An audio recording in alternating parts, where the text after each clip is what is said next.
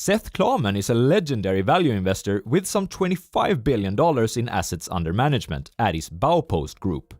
In 1991, he released a book called Margin of Safety: Risk-Averse Value Investing Strategies for the Thoughtful Investor, which has become something of a must-read among sophisticated investors. Unfortunately, it is out of print, and a physical copy costs $2,000 to get from Amazon. One can only speculate of why Mr. Karman decided not to make a second edition. There's clearly demand for it these days. Is it because he's already wealthy enough so he just don't care? Is it because he offended some group of people that doesn't like being offended? Or is it because he thought that maybe he revealed a little too much of his investing secrets? I don't know. But I had to get a copy myself in order to bring you guys this top 5 takeaway summary. Let's dive in.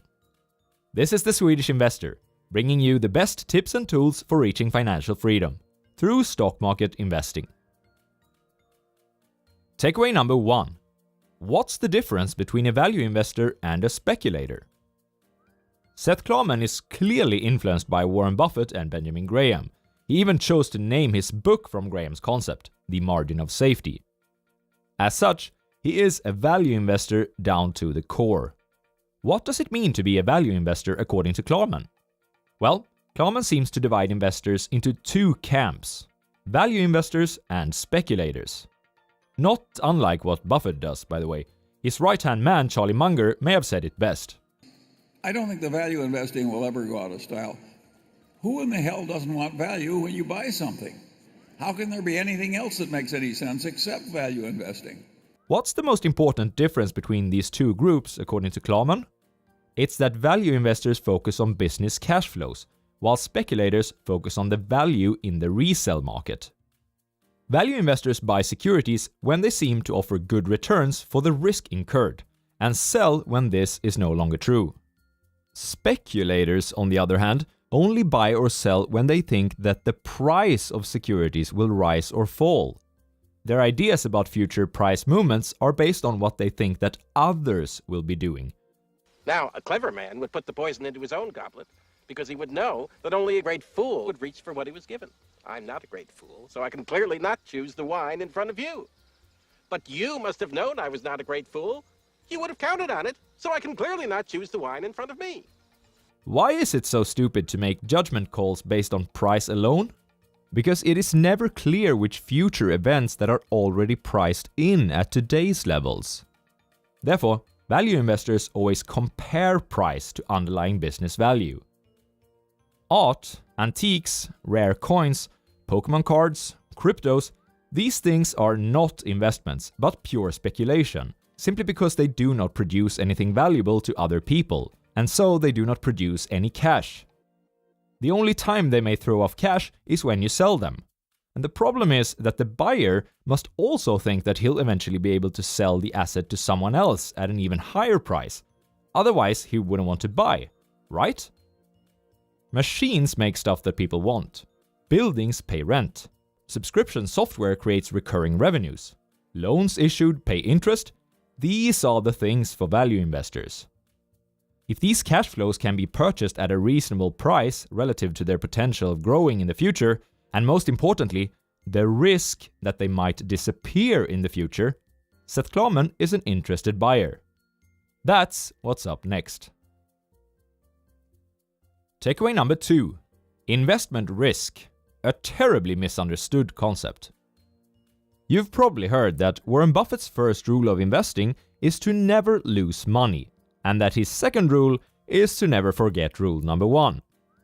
This does not mean that you should never have a down year in the stock market though. Trying to guard yourself against that is impossible. It does mean that, over several years, you should invest in a way that ensures that you'll never experience any material losses. Value investors like Karman and Buffett are incredibly focused on this downside, on investment risk. Why are they so obsessed with it? Because in investing, simply put, if you can remove the downside, the upside will take care of itself. Risk for a value investor boils down to 2 things: the nature of the asset that you are purchasing, which determines the degree of cash flow certainty, and the price that you are paying for it. The cash flows from a company with a long history in a slow-changing industry, like McDonald's for example, are very low risk. So McDonald's fulfills the first criteria for a low-risk investment.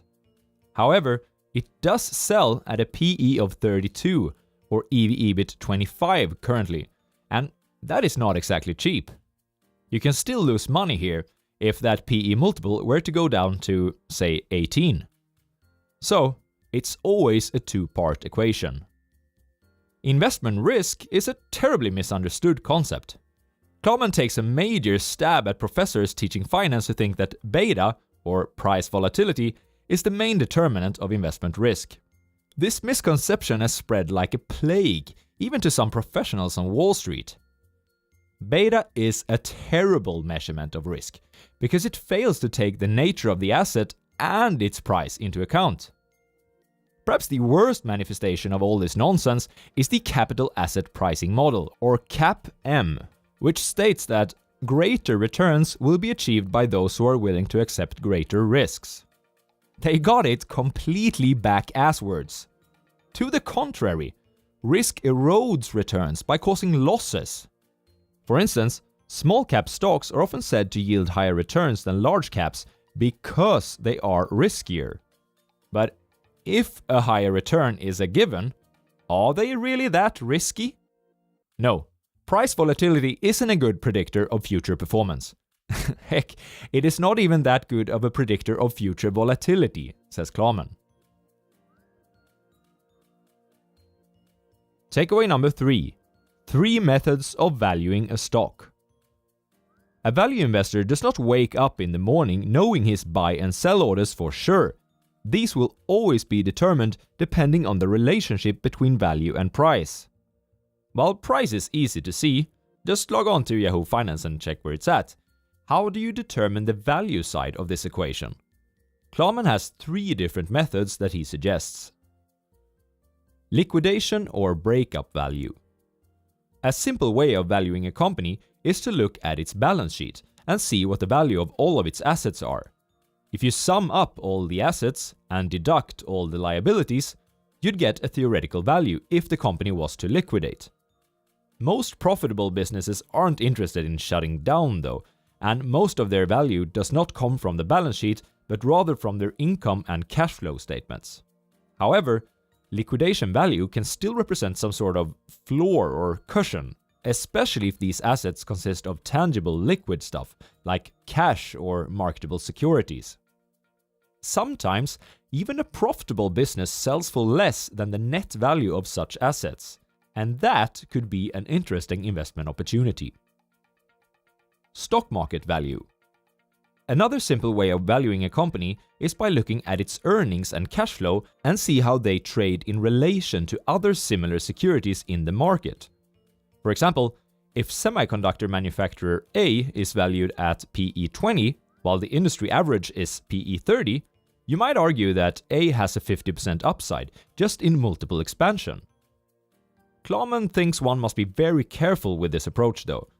The market could be wrong on a whole industry, just like it could be wrong on a single company. However, in something like a spin-off situation, when a company is going to list one of its subsidiaries, this approach is the most appropriate one. Discounted cash flow analysis, or DCF. If you sum up the cash flows of an investment from today until Judgment Day, and you use a proper discount rate, you'll get its theoretical value. This approach works best for a business with strong prospects. You must be able to say something about its future with some degree of certainty, because the calculations are very sensitive to assumptions about growth rates, etc. The method is theoretically correct for any type of investment, but one must be careful as there's a high risk of garbage in, garbage out. At times, a combination of different valuation methods gives the best result, especially with widely diversified businesses, such as Warren Buffett's Berkshire Hathaway. However you choose to combine them, the main point is this. Anytime you come up with a value which is quite a bit higher than the security's current price, you've got a margin of safety. When investing, you must insist on a margin of safety. Why? Consider this. A real estate agent cannot appraise the value of your home to the nearest $10,000. Therefore, it isn't reasonable to expect something more complicated, like business valuation, to be a very precise science either. Takeaway number 4. To hold or not to hold. Cash. If you've been watching this channel for some time, you probably know that I think opportunity costs may be the most important concept that investors must learn about.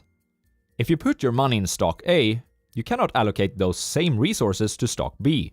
In fact, you cannot allocate the money to stock C, D, E, F, G, or H either. And that's really tough when B, C, D, E, F, G, or H overperformed your own choice, which was A. So choose well. Seth Karman discusses another dimension of opportunity costs in investing. Have you ever sat through a huge market dip, wishing that you had some cash on hand? I sure have, and that represents an opportunity cost too. By being fully invested all the time, you forgo the opportunity of investing a ton of cash at a market bottom. The choice of being fully invested or partly in cash is complex, and Karman's advice on this matter is really refreshing, because there is a middle road. Imagine that you found a company with a 10% dividend yield. You buy it, and then the market crashes by 50%. You think, damn, I should have stayed in cash. But then you remember, you still have your dividend. Within a year, you'll get 10% of your original investment back in dividends, which could be reinvested in the cheap market. Not so bad, after all. A high dividend company isn't even the best in class, by the way. We talked about valuing a company based on the liquidation of assets earlier. Such companies can throw off tons of cash at just the right moment if a market turn is around the corner. The same goes for something like a merger arbitrage opportunity. You'll get your invested capital back really soon, and you are ready to redeploy it at that point. This is the general idea. If you think that the market is in for a crash, it's oftentimes a bad idea to act on it by sitting on cash. More often than not, you'll be getting out of the market while all your friends stay and get rich. Money itself isn't lost or made, it's simply transferred from one perception to another, like magic. What you can do instead is choose to invest in situations where lots of your invested cash should be returned in the near future, by investing in, for example, high dividend payers, liquidations, or merger arbitrages. That way, you are not sitting on the sidelines, and you'll be ready with cash if that collapse that you are expecting really is coming. Awesome! Takeaway number 5. Apply the 80-20 approach. Do you know someone who would gladly wait half a day outside of Walmart on Black Friday just to get a $100 discount on their TV? Perhaps the same person who does weeks of research before buying something like a new washing machine. But then, when it comes to his $10,000 investment in TSMC, that decision was made on a whim. I hope it is obvious that you don't want to be this person. However, you also don't want to be the person who spends weeks researching a single stock just to miss the opportunity. Seth Karman suggests something of an 80-20 approach towards investing in the stock market. It's better to spend most of your time shuffling through many opportunities than to go really deep on any of them. Otherwise, you'll become like old Bilbo Baggins. I don't know half of you half as well as I should like, and I like less than half of you half as well as you deserve. Oftentimes, the really great ideas don't require that much of research anyways. They should be what some call a screaming buy. They got that margin of safety, and it is quite obvious if you just spotted them at the right moment.